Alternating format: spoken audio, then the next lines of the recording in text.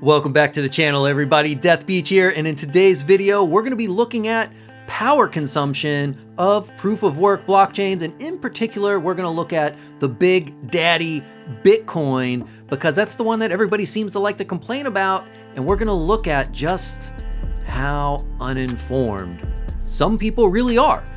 People will, with full confidence, tell you these things are not true. And the issue comes down to mathematics and research. Now, I'm not saying people are stupid, but I am saying that they are ignorant. They are refusing to look at information and draw the appropriate conclusion. Now, this mostly has to do with belief systems and invested life interest in their worldview.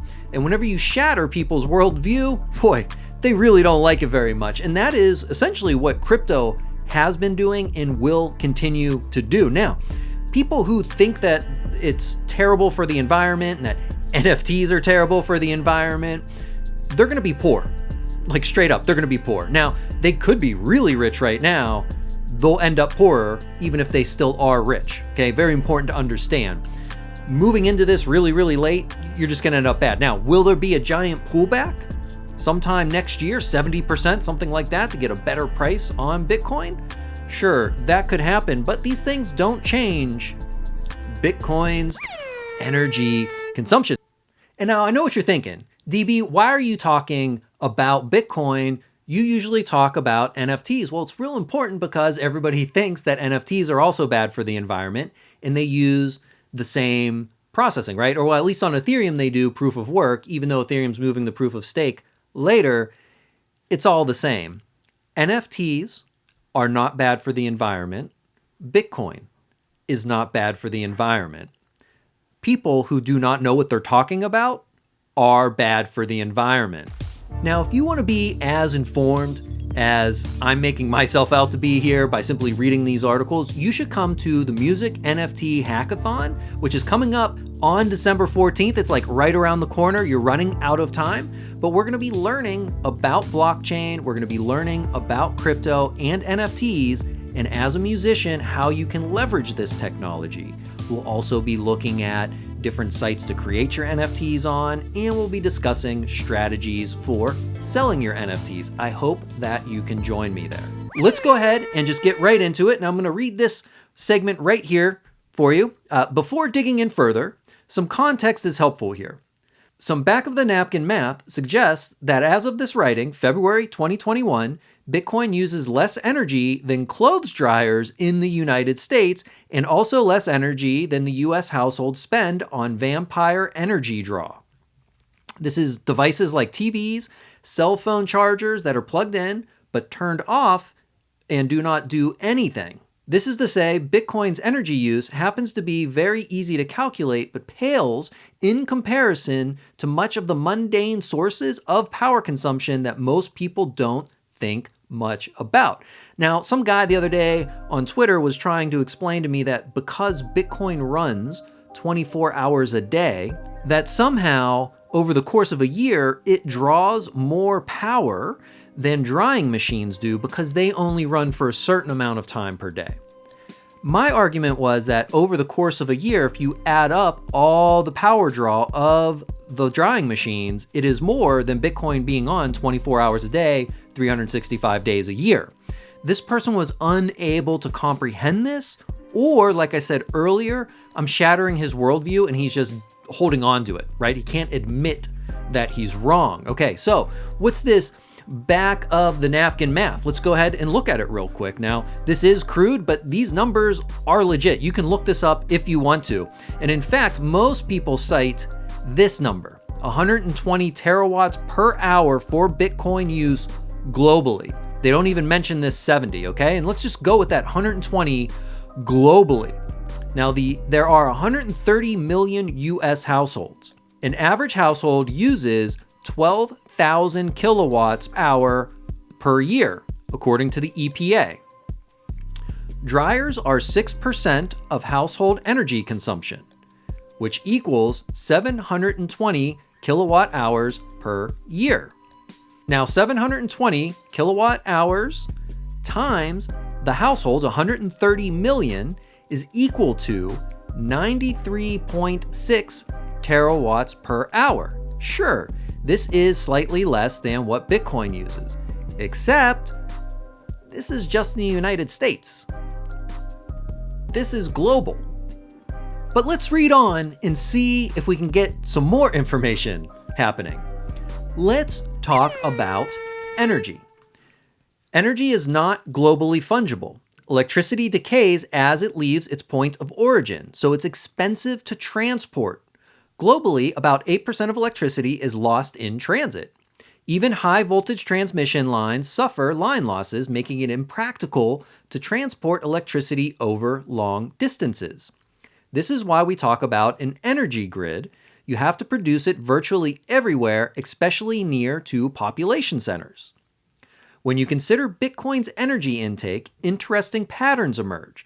New data from the Cambridge Center for Alternative Finance has confirmed that we effectively already knew that China is the epicenter of Bitcoin mining. Now, this article is a little bit old. We know that Bitcoin mining has moved out of China, but this is still interesting nonetheless because we thought that Bitcoin was bad for the environment. Now, the results are revealing. I'm going to butcher these names. Sichuan, second only in hash power rankings to Xinjiang, is a province characterized by massive overbuild of hydroelectric power in the last decade. Sichuan's installed hydro capacity is double what its power grid can support, leading to lots of waste. It's an open secret that this otherwise wasted energy has been put to use mining Bitcoin. Wasted energy that cannot be used is being used by Bitcoin. So if your local energy cost is effectively zero, but you cannot sell your energy anywhere, the existence of a global buyer of energy is a godsend. Bitcoin is that global buyer of energy. Okay, so to sum it up, part of the reason Bitcoin consumes so much electricity is because China lowered the clearing price of energy by overbuilding hydro capacity due to sloppy central planning. In a non-Bitcoin world, this excess energy would either have been used to smelt aluminum or would have simply been wasted. Instead, it's being used to mine Bitcoin, which helps bank the unbankable. We'll get to that in a minute, though. My favorite way to think about it is as follows. Imagine a topographic map of the world, but with local electricity costs as the variable determining the peaks and troughs. Adding Bitcoin to the mix is like pouring a glass of water over the 3D map. It settles in the troughs, smothering them out. As Bitcoin is a global buyer of energy at a fixed price, it makes sense for miners with very cheap energy to sell some to the protocol. This is why so many oil miners, whose business results in the production of lots of wasted methane, have developed an enthusiasm for mining Bitcoin. From a climate perspective, this is actually a net positive. Bitcoin thrives on the margins where energy is lost or curtailed. So oil miners are wasting energy. That wasted energy is being captured by the Bitcoin that they are mining.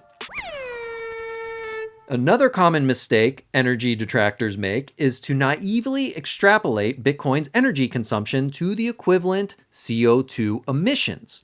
What matters is the type of energy source being used to generate electricity, as they are not homogeneous from a carbon footprint perspective, right? So like geothermal energy is not as bad as other types of energy production. But we got more for you. Okay, Bitcoin, energy usage, and the environment.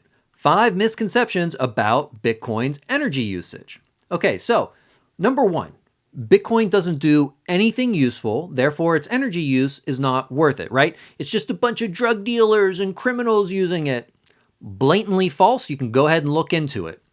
Most people critiquing Bitcoin for energy consumption assume Bitcoin doesn't provide any value. For example, clothes dryers consume more energy than Bitcoin, but no one complains about it because we agree they add value. There is a reason a decentralized protocol with no marketing budget went from zero to a $1 trillion market cap in 12 years. The roughly 100 million Bitcoin users value it. And these are people in third world countries, by the way, where their currency is crashing. Number 2, Each Bitcoin transaction is responsible for CO2 emissions. Can't have it. This argument simply divides the total energy consumption of Bitcoin by the 300,000 final transactions per day settled by the network.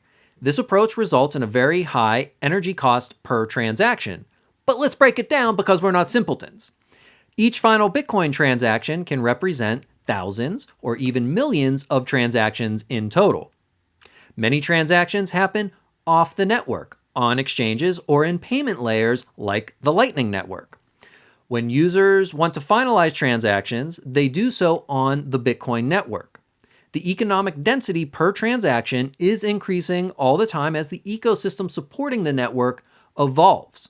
Now, if we see here, the yearly cost of gold mining, gold recycling, paper currency and minting, right? The Federal Reserve, the actual banking system itself, not even the production of the paper currency, but banks with all their air conditioning, armored cars, governments, and then we have Bitcoin mining here at the bottom. And as we can see, Bitcoin is the cheapest to run, and energy used, GJ, which stands for gigajoules, which is just an energy measurement similar to terawatts or kilowatts, things of this nature, but in a really higher amount.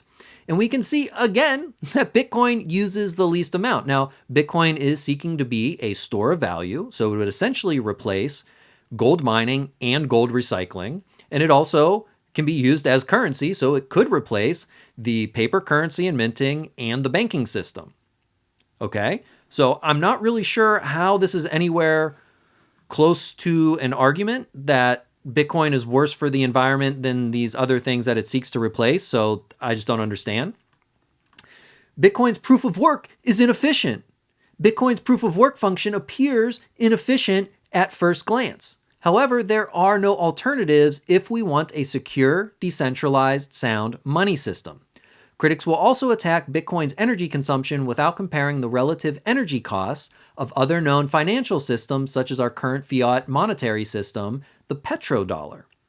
The short answer is that the monetary system built on Bitcoin consumes orders of magnitude fewer resources than our existing financial system. So it's basically what I just said, but I want to talk about this right here.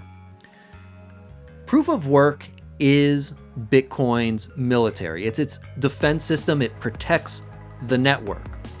On the other end, people who are unable to get bank accounts at central banks or in countries with central banks, they can get Bitcoin, okay? So if we look at certain countries in Africa where their currency goes up, it goes down, a lot of them transact in Bitcoin when ordering supplies from countries like China. Vendors in countries like China, or really anywhere, do not want to accept a currency that is constantly being devalued. So it's very important that these people in these countries have access to something like Bitcoin, okay, where they can buy supplies in order to run their shops and feed their families. Now, I'm pretty sure that Bitcoin's energy consumption pales in comparison to people having a life worth living. And if your argument is that Bitcoin is destroying the whole world, you're just simply wrong, and you're just not doing research or paying attention. Bitcoin hogs local power resources, driving prices up. This is simply not true. Bitcoin miners are only profitable when they find the lowest cost of energy on the planet. The cheapest energy is non-rival energy, meaning it doesn't compete with consumers. Instead, most Bitcoin miners consume standard, curtailed, or otherwise wasted energy. For example, when natural gas wells generate power that is too expensive to move to cities, they have to flare the gas and waste it. Instead of wasting that energy and polluting the atmosphere, they happily sell it to Bitcoin miners. Interestingly, Bitcoin can run exclusively on non-rival energy since Bitcoin consumes less energy than the total non-rival energy produced today. And the last one here, Bitcoin consumes dirty energy. Critics who make this false claim fail to examine the energy mix that Bitcoin consumes. Let's look at the data. According to the International Energy Agency, nearly 28% of global energy production came from the renewables in 2020.